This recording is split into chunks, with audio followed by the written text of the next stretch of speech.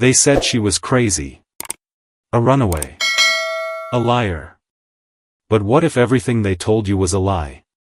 This is the story of Elle, a woman who lost everything but found the strength to take it all back. If you're ready for a tale filled with secrets, betrayal, and redemption, hit that subscribe button now so you don't miss a single moment. And after you've heard her story, let me know in the comments, what would you have done in her shoes? Your thoughts could shape how we tell the next chapter. They wanted me gone. Like I was never there, like I didn't matter. But they were wrong. Oh, how wrong they were.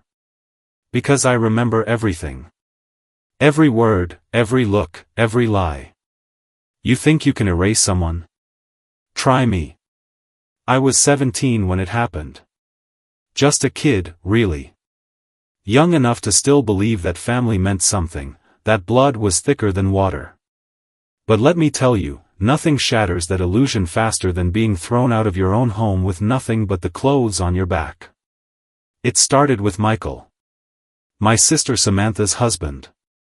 He seemed nice at first, charming even. The kind of guy who'd crack jokes at Thanksgiving and help clear the table without being asked. But charm is a mask, isn't it? And behind his smile, well, he wasn't what he seemed. At first, it was little things. A hand brushing my arm that lingered too long. A comment about how grown-up I looked in a certain outfit. I tried to brush it off, chalk it up to awkwardness or bad timing. But then it got worse. Much worse. One night, after dinner, everyone had gone to bed except for me. I stayed downstairs reading by the fireplace because, honestly, I loved those quiet moments alone. That's when Michael came down. At first, he just stood there, watching me. Then he sat next to me, too close. Too casual. Elle, he said, using the nickname only my closest friends called me. His voice was soft, almost conspiratorial. You're not like other girls, are you? I froze. Something about the way he said it made my skin crawl. Before I could respond, he leaned in closer. Too close. And then, he kissed me. I pushed him away so hard I nearly fell off the couch. My heart was pounding, my stomach churning. I couldn't breathe. All I could think was this isn't happening. This can't be real. But it was. The next day, I told my mom. I thought she'd believe me. Why wouldn't she? She was my mother. Instead, she stared at me like I'd grown two heads. Emily, she said sharply, what nonsense are you talking about now? Michael would never do such a thing. He did. I insisted, tears streaming down my face. He kissed me. Ask him yourself if you don't believe me. And oh, she did ask him. They both cornered me later that evening, Mom, Dad, Samantha, and Michael. It felt like some twisted courtroom drama where I was the defendant and they were the jury. Michael played it perfectly. Calm, collected, almost amused. Come on, Emily, he said with a laugh that sounded so genuine it made my blood boil. You must have misunderstood. I was just teasing you, that's all. Teasing? Was he serious? Samantha chimed in next, her tone icy. Is this some kind of attention-seeking thing?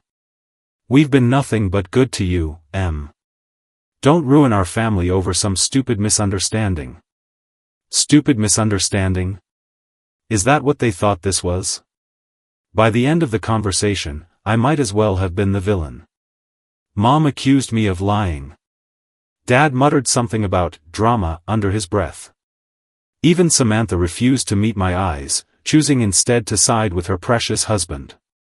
That night, I packed a bag while everyone slept. Well, not really a bag, just a few essentials stuffed into an old backpack.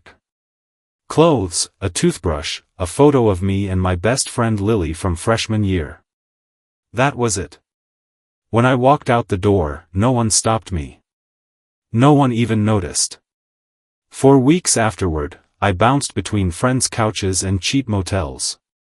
Eventually, I ran out of options. No money, no ID, no one willing to take me in permanently. So I disappeared. Cut ties completely. Changed my name from Emily to Elle. Built a new life piece by piece, brick by brick. But here's the thing, you don't forget.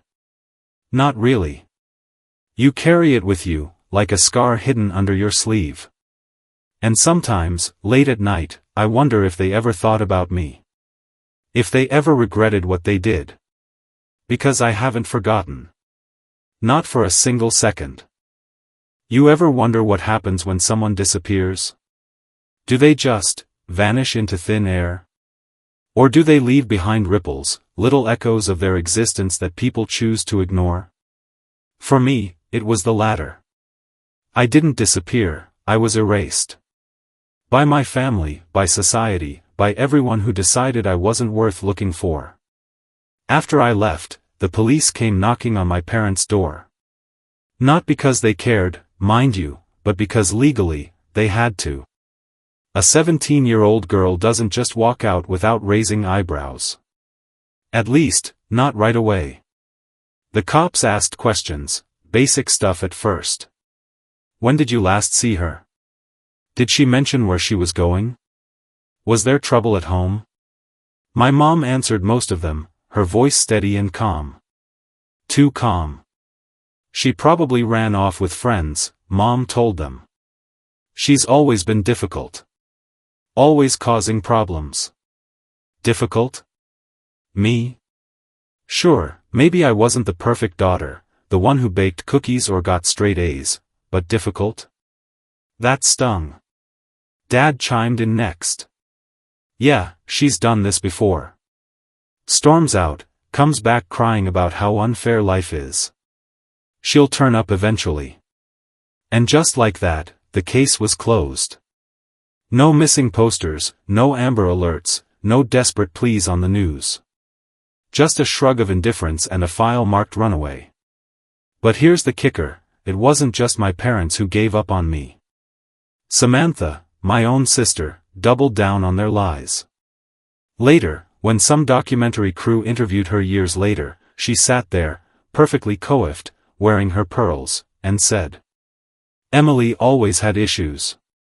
She was jealous, manipulative. Always trying to get attention. If she really wanted to hurt us, running away was the easiest way to do it. Jealous? Manipulative? Is that what she thought of me? Her own flesh and blood? I guess betrayal runs deeper than I realized. Life on the streets wasn't glamorous. It wasn't some coming-of-age movie where every hardship builds character. No, it was cold, dirty, and brutal. I slept in parks, under bridges, anywhere I could find shelter. Food came from soup kitchens or kind strangers who tossed spare change into my cup. One night, during a storm so fierce it felt like the sky was tearing itself apart, I huddled under an awning outside a closed diner. I was soaked to the bone, shivering uncontrollably, when a car pulled up beside me. A woman stepped out, mid-40s, sharp features softened by kindness in her eyes. She wore a trench coat and carried an umbrella big enough to shield both of us from the rain. Hey, she said gently. You okay? I shook my head, too exhausted to lie. She crouched down, meeting my gaze. My name's Grace. Come on, let's get you out of this weather. At first, I hesitated. You hear stories about trusting strangers, especially as a young girl alone. But something about Grace felt safe. Maybe it was the way she looked at me, not with pity, but with genuine concern. She took me to her apartment, fed me hot soup, and gave me dry clothes. Over the next few days, she let me stay, no strings attached. And slowly, we began to talk. Really talk. Grace told me about her life, how she'd lost her husband years ago, how she couldn't have kids of her own. How lonely it got sometimes.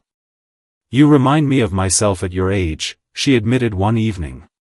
Lost, scared, but still fighting. I see strength in you, Elle. Elle. That's what she started calling me after I told her my real name. Emily felt like a ghost I needed to bury. Elle was fresh, new, a chance to start over. Eventually, Grace asked if I wanted to stay permanently. Adopt me, she said. Give me a real home. At first, I laughed. Adoption? For someone like me?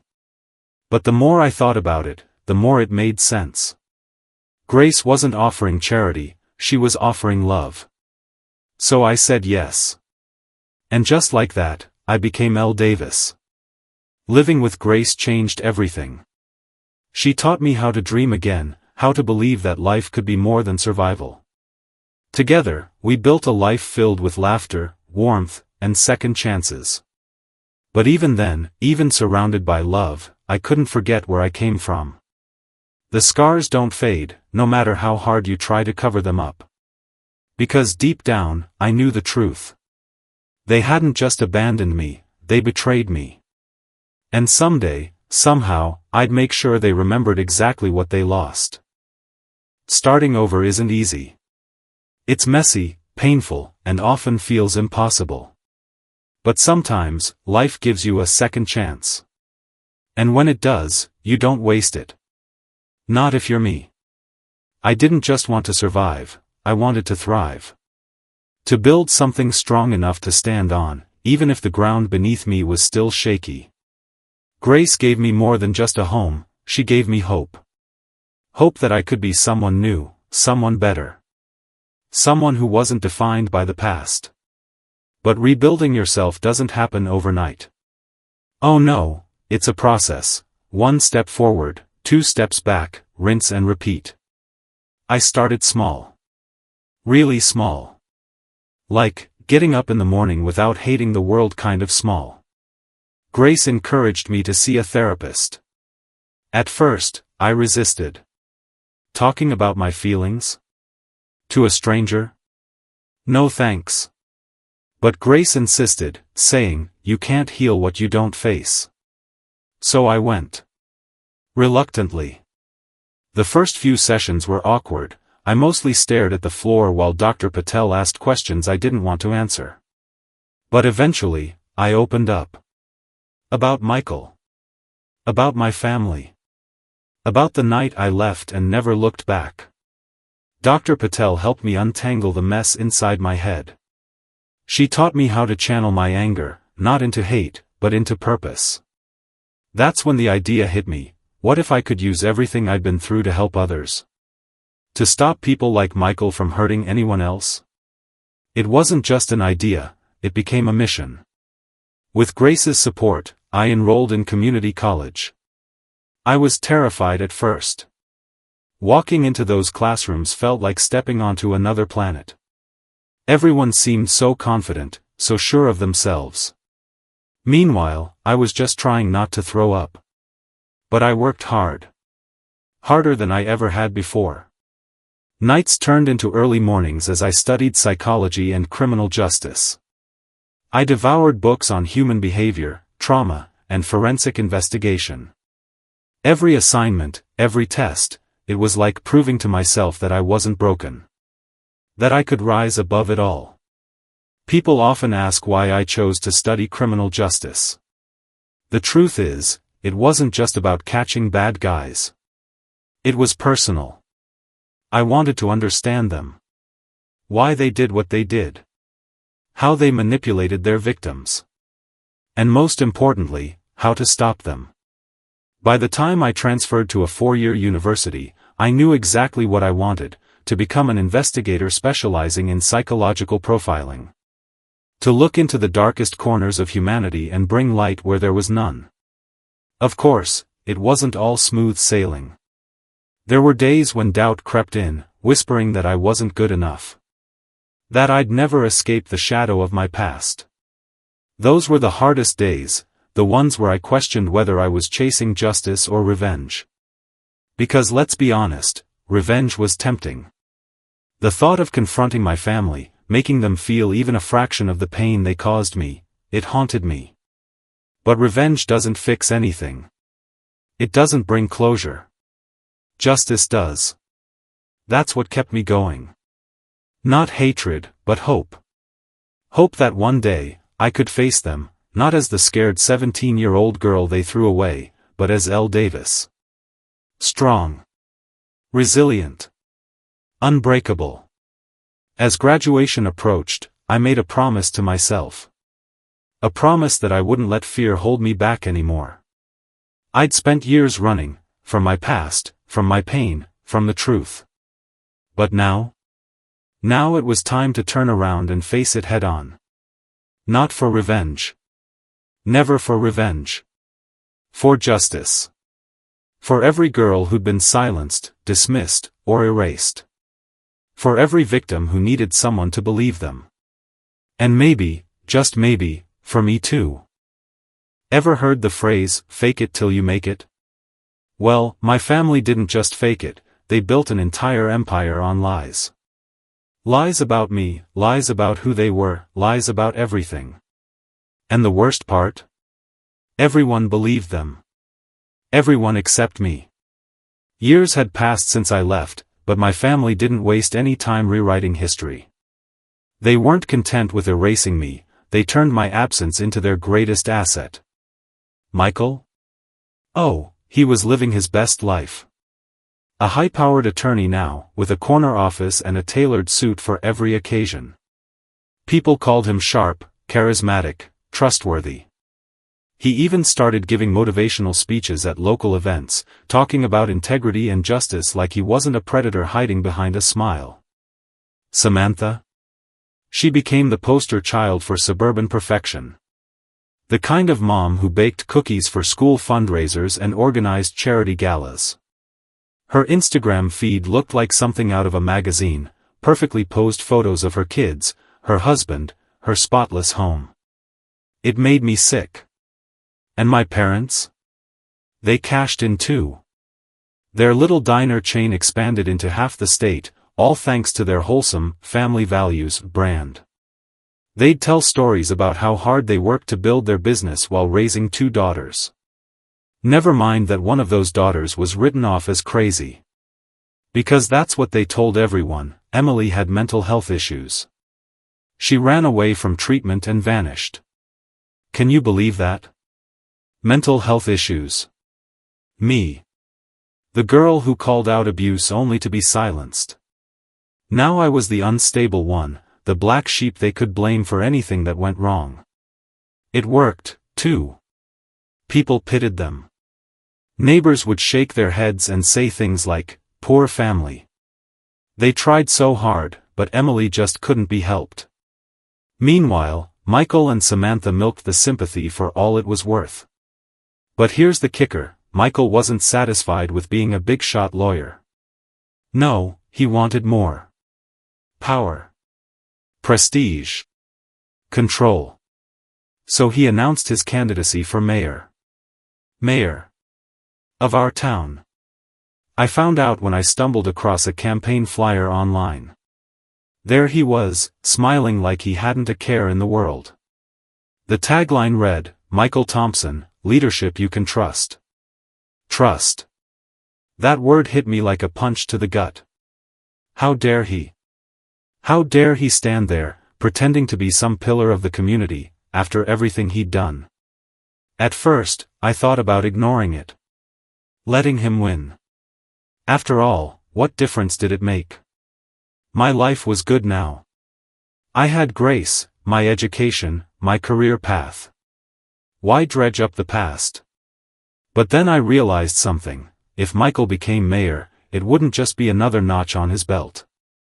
It would legitimize everything he stood for, everything he'd lied about. His power, his influence, his carefully crafted image. All of it would grow stronger. And I couldn't let that happen. Not without a fight. So I started digging. Digging into his past, his connections, his secrets. Because if there's one thing I learned studying criminal psychology, it's this, everyone leaves a trail. Even someone as slick as Michael. What I found shocked me. Turns out, Michael wasn't just a smooth talker, he was dirty. Really dirty. Bribery, insider trading, shady real estate deals. He'd been playing fast and loose with the law for years, covering his tracks with charm and connections. But cracks were starting to show. Whispers of scandals buried under layers of deceit. This wasn't just about me anymore. This was bigger. Bigger than my pain, bigger than my family's betrayal. If Michael won that election, he'd have free rein to keep lying, keep manipulating, keep hurting people. And I couldn't let that happen. As I sat there, staring at the evidence I'd gathered, I felt a strange mix of emotions. Anger, yes, but also clarity. For years, I'd carried the weight of what they did to me. But now? Now I saw it for what it was, fuel. Fuel to take them down. Not for revenge. Not for hate. For justice. Because the truth doesn't stay buried forever. And sooner or later, the lie that built their empire was going to crumble. Coming back was never part of the plan. At least, not like this. Not as a ghost haunting the edges of their perfect little lives. But sometimes, ghosts have unfinished business. And I had plenty. I drove into town late one night, the kind of night where the streets are quiet and shadows stretch long under flickering streetlights. It felt surreal, pulling up to that small rental house I'd found online. A modest little place tucked away on the outskirts of town, close enough to keep an eye on them, far enough to stay hidden. The air smelled familiar. Too familiar. Like memories I'd tried so hard to bury were rising up to greet me. For a moment, I stood there on the porch, keys in hand, wondering if I'd made a mistake. Wondering if coming back here would break me in ways I couldn't fix. But then I remembered why I was here. Michael. Samantha. My parents. The lies they built their empire on. No, I didn't have the luxury of second-guessing myself. Not anymore. The next morning, I started my work. Quietly. Carefully. I knew better than to barge in guns blazing. I wasn't some amateur detective playing hero. This was calculated. Methodical. Years of studying criminal psychology had taught me how to observe without being seen, how to listen without being heard. I began by tailing Michael. Following him from his law office to campaign rallies to fancy dinners with donors. He moved through life like he owned it, like every handshake and smile reinforced his untouchable status. But people like him always slip up eventually. And when they do, you need to be ready. So I recorded everything. Conversations, meetings, even the way he interacted with strangers. Every detail mattered. Because patterns tell stories, stories that can unravel even the tightest web of lies. Samantha was easier to track. She spent most of her days shuttling her kids to school or hosting coffee mornings with other moms. Her social media was a goldmine of information, photos tagged at local businesses, check-ins at events, captions dripping with privilege. It was almost laughable how oblivious she was to the danger lurking just beneath the surface. And then there were my parents. Their restaurant chain headquarters wasn't far from downtown, so I parked across the street one afternoon and watched. Watched as customers streamed in and out, as employees bustled around, as my mom sat in the corner booth going over paperwork. She looked older now, her hair streaked with gray, but her posture was still rigid, her expression unreadable. For a split second, I wondered what she thought about when she sat there alone. Did she ever think about me? About the daughter she let walk away all those years ago? It was during one of these stakeouts that I noticed something strange. My mom kept glancing over her shoulder, like she was making sure no one was listening. Then a man approached her booth, a man I recognized from old photos. Uncle Greg, my dad's brother. They spoke in hushed tones, leaning in close, their body language tense. Curiosity got the better of me, so I lingered longer than usual. When Uncle Greg finally left, I decided to follow him. He drove to a quiet park on the edge of town and sat on a bench, staring out at the water. After a few minutes, another figure joined him. It was my mom. I couldn't believe it. What was she doing meeting him here, away from prying eyes? I crept closer, staying hidden behind a cluster of trees, and strained to hear their conversation.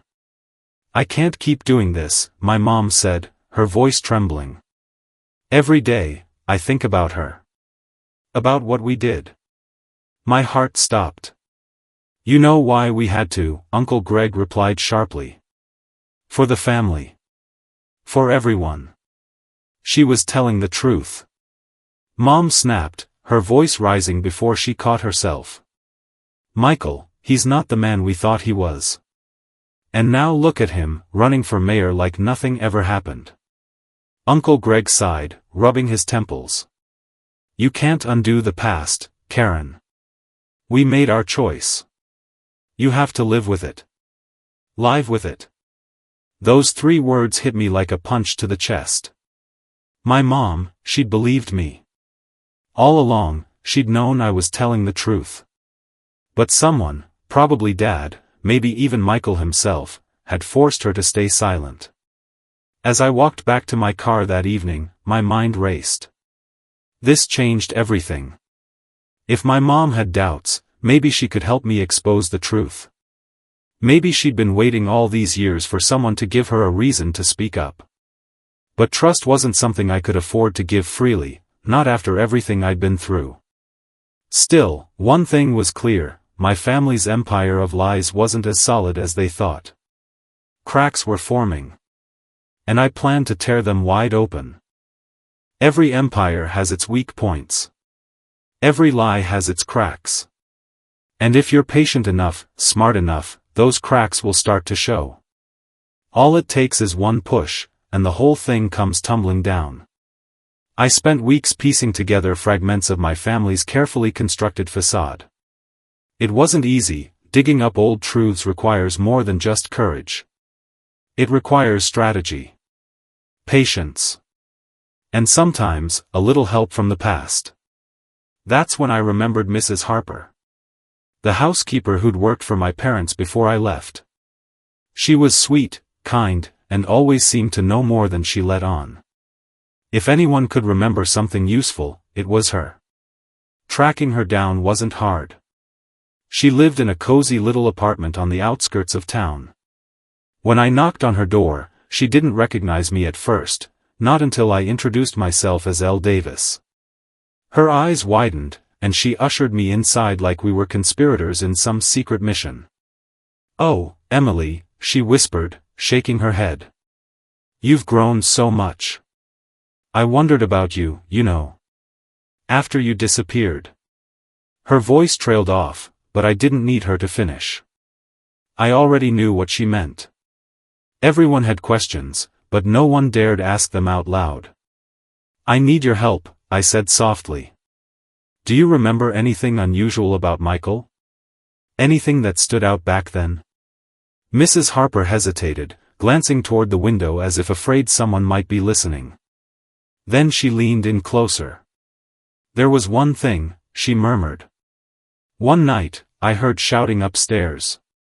When I went to check, Michael was standing outside your room, with the door locked. He saw me and told me to mind my own business. But I noticed something. He looked nervous. Like he didn't want anyone seeing what was happening inside." My stomach churned. That single memory confirmed what I'd suspected all along. Michael had been hiding something. Something bad enough to lock doors and silence witnesses. "Thank you," I told Mrs. Helper, squeezing her hand. "You don't know how much this means to me." She nodded, tears glistening in her eyes. "Be careful, dear.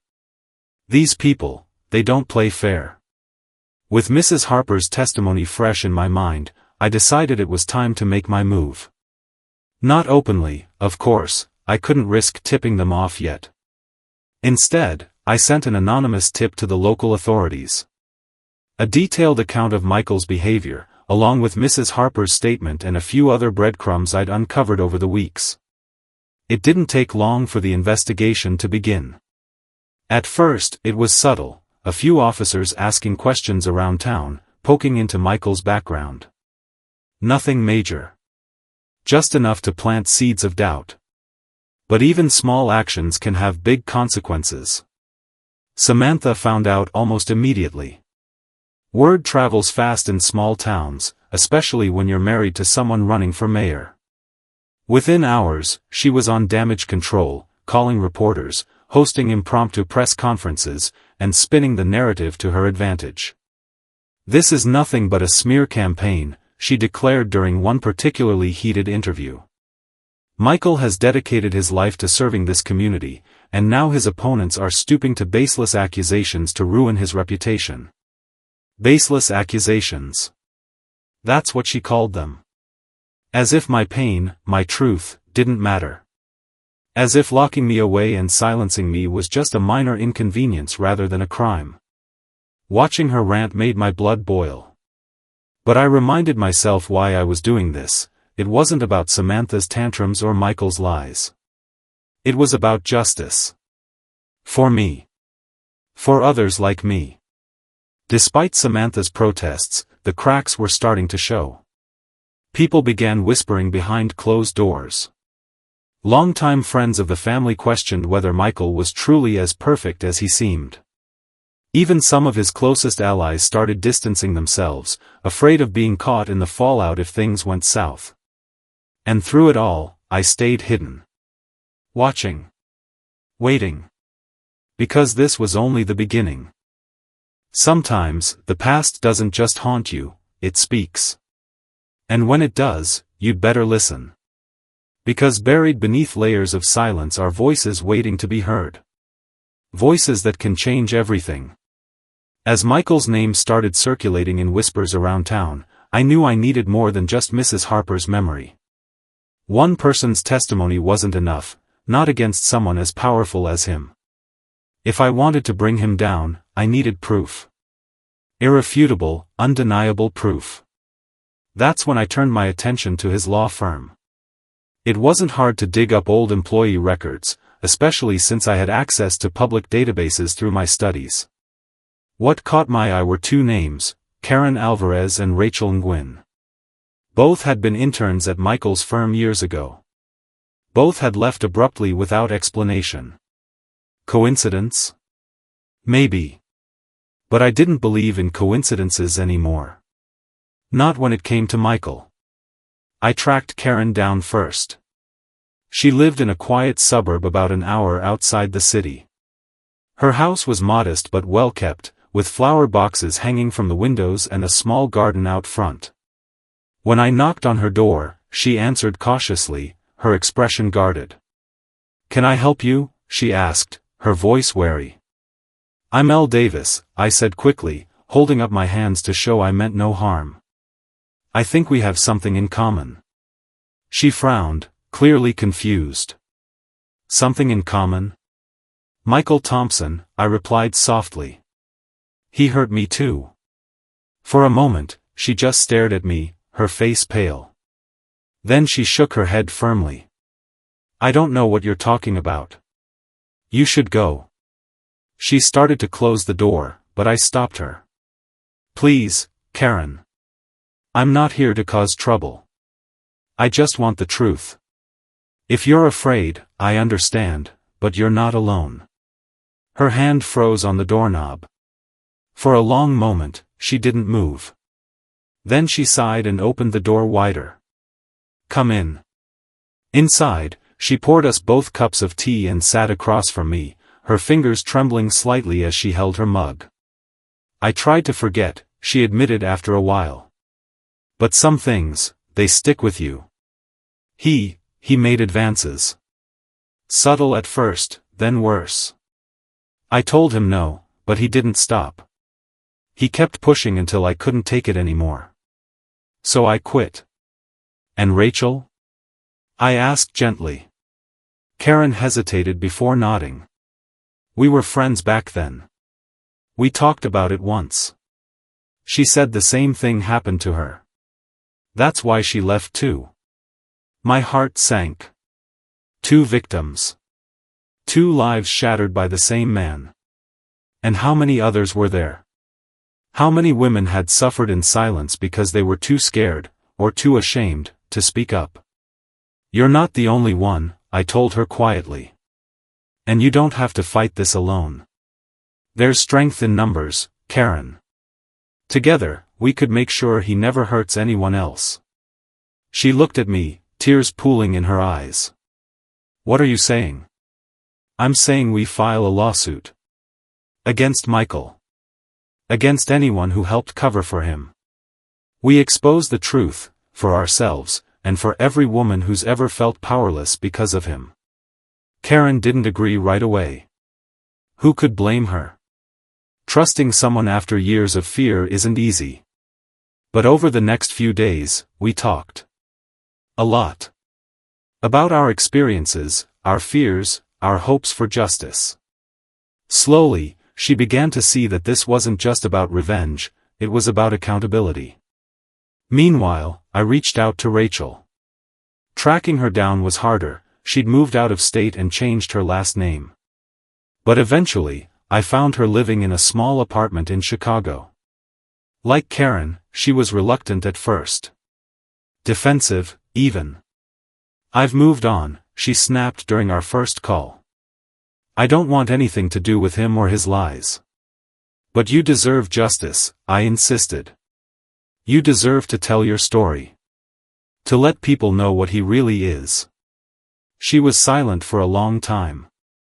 Finally, she sighed. Fine. Meet me tomorrow. But if I say no, you leave me alone. Deal? Deal. When I met her in person, she reminded me so much of myself at her age, young, guarded, carrying invisible scars. Over coffee, she told me her story.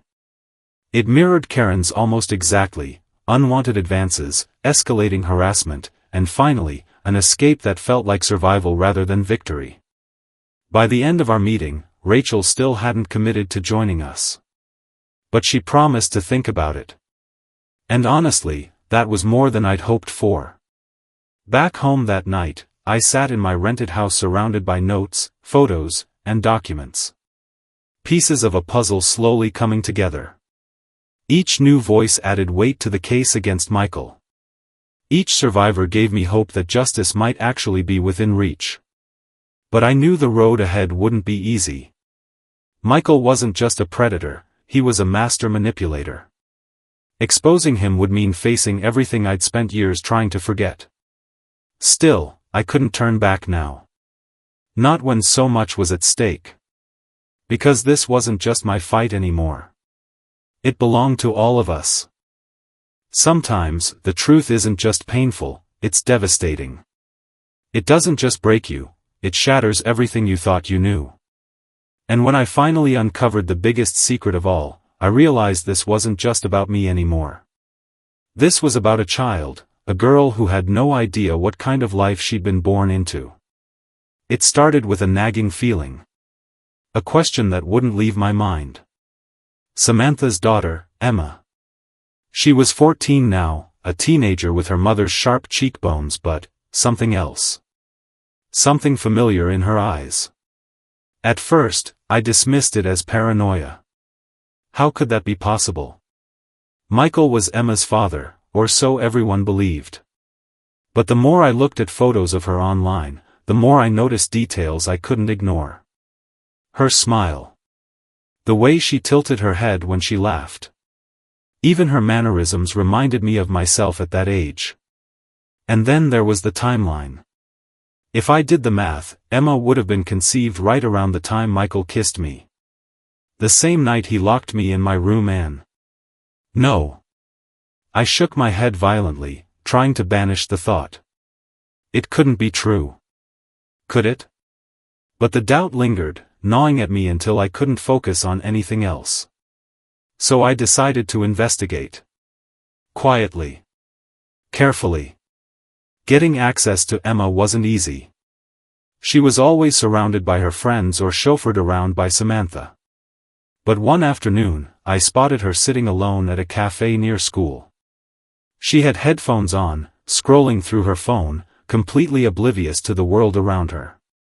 I approached cautiously, pretending to bump into her by accident. "Oh, sorry," I said, flashing an apologetic smile. "Didn't mean to interrupt." She glanced up, startled, then shrugged. "It's fine. Mind if I sit?" I asked, gesturing to the empty chair across from her. She hesitated for a moment before nodding. "Sure, I guess." We talked casually at first, small talk about school, music, hobbies. But as we chatted, I couldn't help noticing how much she seemed like me. Not just physically, but emotionally. There was a guardedness in her tone, a wariness in her gaze that felt eerily familiar. When our conversation ended, I walked away with more questions than answers. That's when I made up my mind, I needed proof. Obtaining a DNA sample without raising suspicion was tricky, but not impossible. I followed Emma discreetly over the next few days, waiting for the perfect opportunity. Finally, one evening, I saw her drop a used water bottle in a trash can outside a park. Heart pounding, I retrieved it quickly, slipping it into my bag before anyone noticed. Later that night, I sent the sample off to an anonymous testing service, along with a strand of hair I'd saved from my own brush. The wait was agonizing. Days stretched into what felt like weeks as I replayed every memory, every detail, in my mind. Was it really possible? Could Emma be mine? When the results arrived, I opened the email with trembling hands. My eyes scanned the words over and over again, each sentence hitting me like a punch to the gut. The conclusion was clear: Emma was biologically my daughter.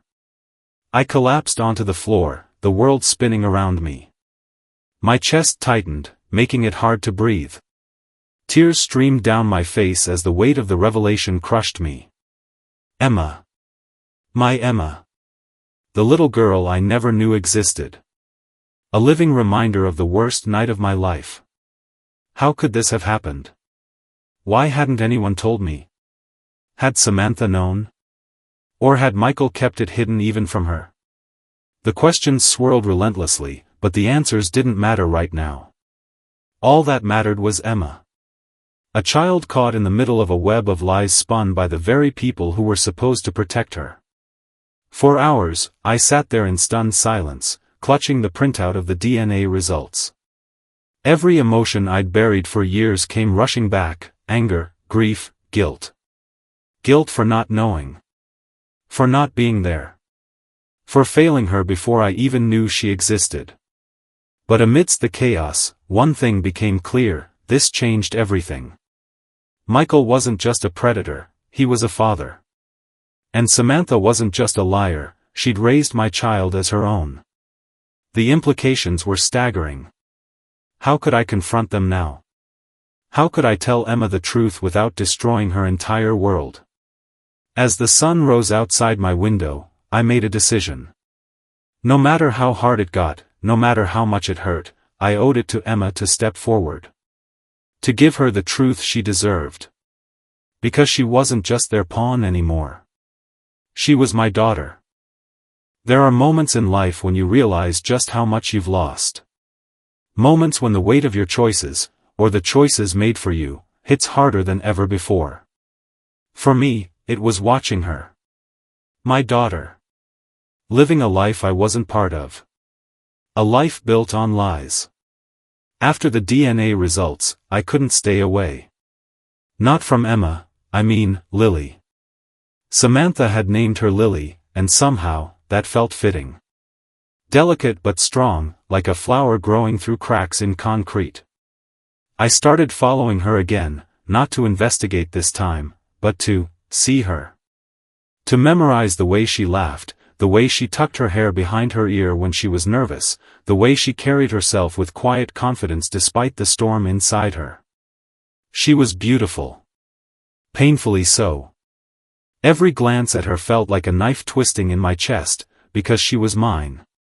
Mine to love, mine to protect, mine to lose. Lily spent most of her days at school or hanging out with friends, but there were moments when she seemed lonely. Like one afternoon, when I saw her sitting by herself under a tree in the park, sketching in a notebook. Her shoulders slumped slightly, as if carrying a burden too heavy for someone her age. I wanted to run to her. To hold her close and tell her everything, about me, about Michael, about the truth they'd kept hidden from her. But I couldn't. Not yet. Because telling her would mean shattering the only world she'd ever known. Still, I stayed. Watching. Learning. Hoping to find some way to connect with her without causing more harm than good. One evening, I decided to confront Samantha. Not directly, at least, not in person. Instead, I sent her an anonymous message. Do you know who Lily really is? Do you know what Michael did? It didn't take long for her response to reach me. She called the number I'd used, her voice trembling with barely contained rage. What is this? Who are you? She demanded. I'm someone who knows the truth, I replied calmly. About Lily. About Michael. About the lie you've been living. There was a long pause on the other end of the line. Then, finally, Samantha spoke, her tone defeated. I know, she admitted quietly. I've always known. My breath hitched. What do you mean, you've always known? When Michael told me he forced himself on you, she hesitated, choking back tears. I didn't believe him at first. But then Lily came along. The timing, it didn't add up. And when I confronted him, he confessed. He swore no one would ever find out. That we could keep it a secret, to protect the family. To protect the family? I repeated, my voice rising. By lying to your own daughter? By letting her grow up thinking she belongs to him? It's complicated, Elle, Samantha said softly. You don't understand what it's like to have to choose between loyalty and honesty. Between love and survival. No, I shot back. What I don't understand is how you could look at her every day and not tell her the truth. How you could let her live a lie. Silence stretched between us. When Samantha finally spoke again, her voice was barely audible. I'm sorry, she whispered. For everything. And then she hung up. That night, I sat alone in my rented house, staring at a blank piece of paper. Writing letters had never been my thing, I preferred action over words, but this time, I needed to say something. Something for Lily. The pen hovered above the page for a moment before I began to write. Dear Lily. I don't expect you to understand why I'm writing this. Maybe you'll think it's strange, receiving a letter from someone you don't know. But I need you to hear me, even if you can't see me. I've watched you from afar, marveling at the incredible young woman you've become. You're smart, kind, and brave, qualities I recognize because they remind me so much of myself. Of us. I won't tell you everything now. Not yet. But please know this, you are loved. More deeply than you can imagine. And though I haven't been there for you in the ways I should have, I've never stopped loving you. Never stopped wishing I could hold you close and tell you the truth. One day, I hope to explain everything. Until then, remember this, you are stronger than the secrets that surround you. Stronger than the people who try to control your story. And no matter what happens, you will always have someone out there who believes in you. With all my heart. A friend. I folded the letter carefully and slipped it into an envelope, leaving it unsigned. The next morning, I placed it in Lily's locker at school, making sure no one saw me. As I walked away, I felt a mix of relief and dread. Relief that I'd reached out, however indirectly. Dread that she might never understand, or worse, hate me for disrupting her world. But deep down, I knew it was the right thing to do. Because even if she didn't know it yet, she wasn't alone. Not anymore. There comes a moment in every fight when you have to step into the light. When hiding in the shadows isn't enough anymore. For me, that moment came on a stage where lies and truth collided head-on. It was one of Michael's big campaign events, a charity gala at the town hall. The place was packed with people, donors, reporters, local celebrities. Everyone dressed to impress, sipping champagne and pretending to care about whatever cause he was championing this week. I stood outside for a long time, watching through the glass doors as Michael worked the room like the star he thought he was. Smiling, shaking hands, laughing too loudly at jokes that weren't funny. He looked untouchable. Invincible. But I knew better.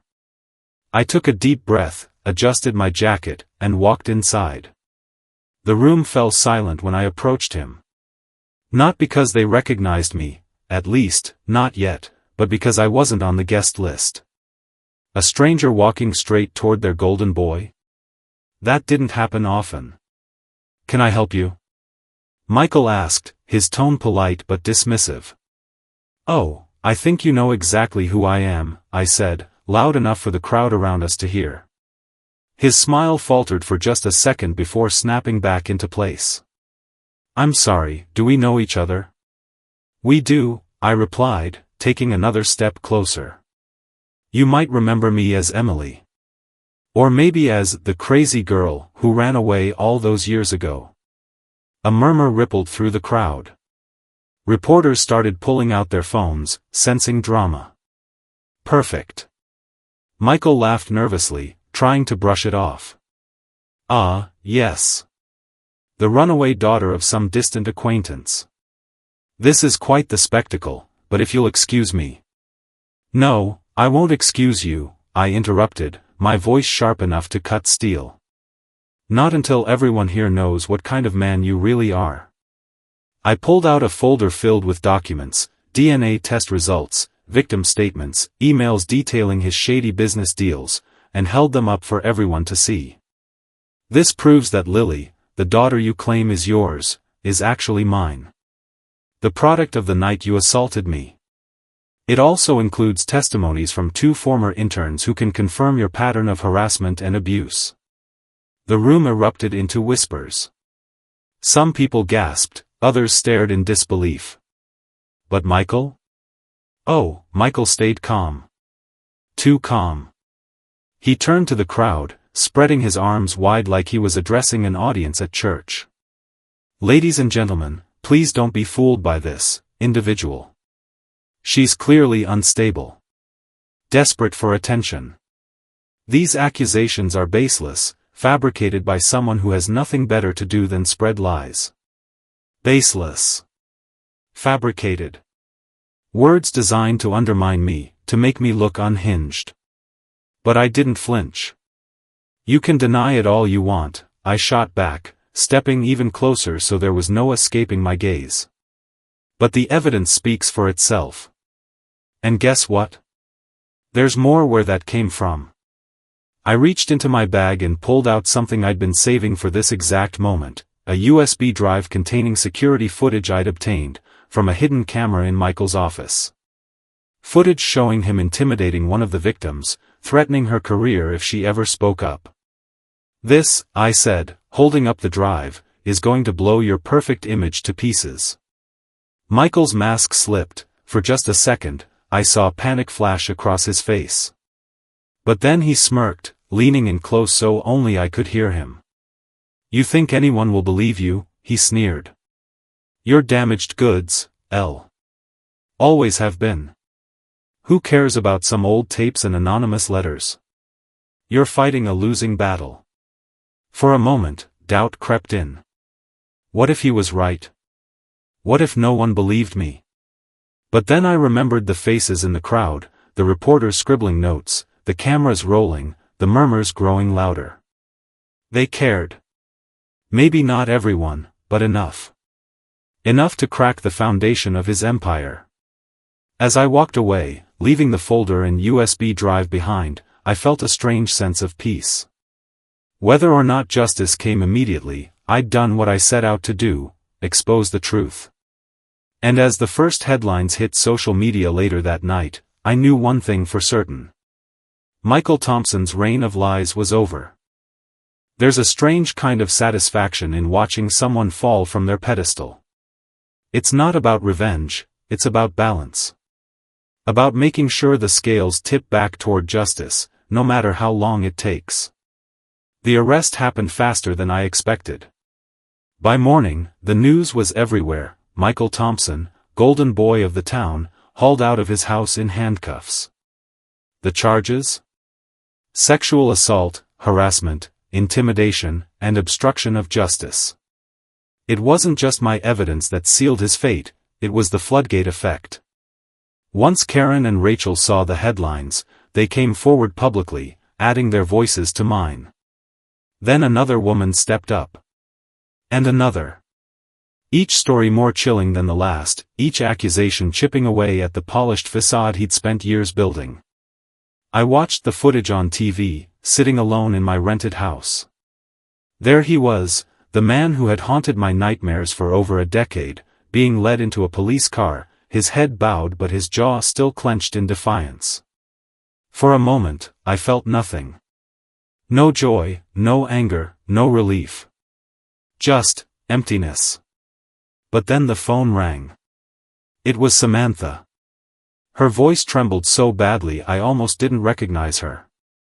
Elle, she choked out, can we meet? Please. We agreed to meet at a park near the edge of town, a quiet place where no one would see us. When I arrived, she was already there, sitting on a bench with her hands clasped tightly in her lap. She looked smaller somehow, like the weight of everything had finally crushed her. I don't even know where to start, she began, tears streaming down her face. You were right, Elle. All those years ago, you were telling the truth. And I knew it. Deep down, I always knew. Her words hit me like a punch to the gut. Knew it? She knew. Then why? I demanded, my voice shaking. Why didn't you do anything? Why did you let him get away with it? She buried her face in her hands, sobbing uncontrollably. Because I was scared. Because I thought if I stayed quiet, I could protect Lily. Protect our family. But all I did was make things worse, for you, for her, for everyone. For a long time, neither of us spoke. The silence stretched between us, heavy with guilt and regret. Finally, she looked up at me, her eyes red and swollen. I'm so sorry, Elle. For everything. For letting him hurt you. For keeping Lily from you. For being too weak to stand up to him when it mattered most. Part of me wanted to scream at her. To tell her she didn't deserve forgiveness, that her cowardice had cost me, and Lily, more than she could ever understand. But as I stared at her, broken and defeated, I realized something, she was suffering too. Not like me, not like Lily, but in her own way. I can't forgive you yet, I said softly. Maybe someday. But not today. She nodded, tears spilling onto her cheeks. I don't deserve your forgiveness. But thank you, for saying someday. Later that evening, my parents showed up at my door. Unannounced. Uninvited. When I opened the door, they both dropped to their knees. Literally. Right there on the porch, like characters in some melodramatic movie. Please, my mom begged, her voice cracking. Please forgive us, Emily. We failed you. We failed you so horribly.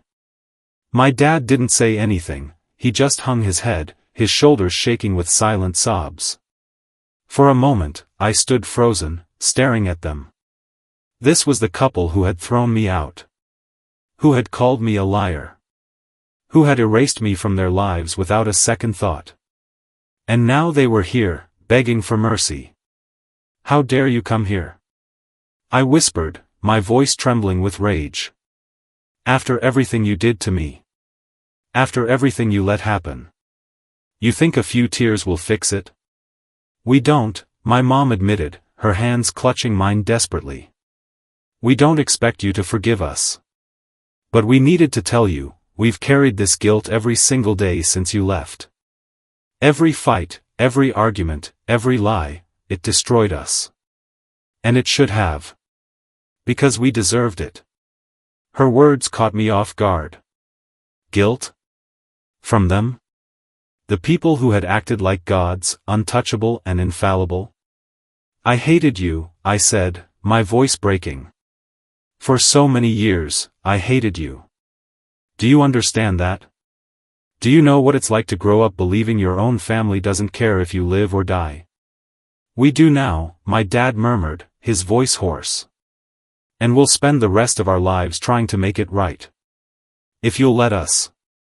As I stood there, looking at the shattered remnants of the people who had once been my world, I realized something: forgiveness isn't easy.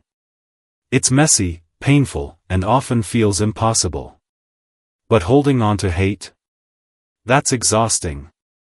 So I took a deep breath and stepped aside, letting them into the house. We'll talk, I said quietly. But this isn't over. Not by a long shot.